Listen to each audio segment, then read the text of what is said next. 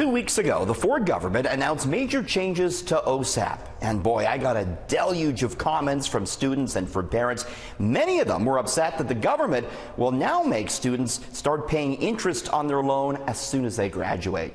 Premier Ford holding his first news conference of the new year, and this is what I wanted to ask him about. Hi, morning, Premier. Richard with 680 News. I don't know that I've ever gotten, Premier, such a big response to a story I've done than when I covered your government's changes to OSAP. Specifically, a lot of people were upset about, and students about, the interest-free grace period going away because, as you know, not a lot of people graduate with a job. I'm wondering, Mr. Premier, would you listen to the students on that and perhaps reverse track on that?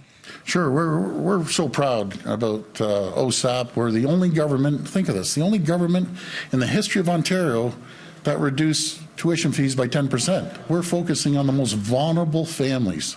So families before, my friends, and I bet you didn't realize this, but families that were making $175,000, their kids were going to university for free. So the Premier just told me families that had $175,000 a year in income, the kids were going to college and university for free. Is that true? No.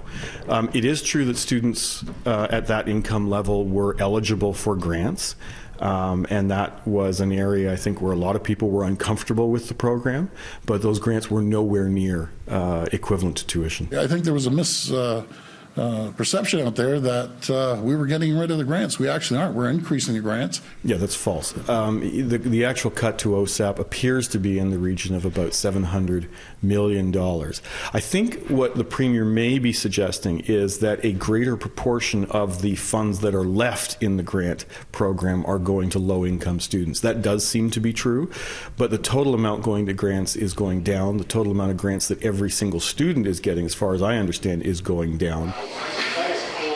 I also wanted to ask Premier Ford about news that the last brewery in Ontario to be selling dollar suds, Etobicoke's Cool Beer Brewing Company, has stopped doing so. Separate subject, but one that's maybe equally as important to college and university students. Buck of Beer doesn't exist in the province anymore, Mr. Premier. The last brewery to produce that has stopped. I was wondering, since you talked a great deal about it during the campaign, how you feel about that. I'm number one, I'm not a drinker, but anyways, that's here nor there. But the Buck of Beer, it was a challenge. It was a challenge. We got rid of a regulation. A couple of companies took us up on it. I understand they're still going to go through long weekends. So it's no sweat off anyone's back.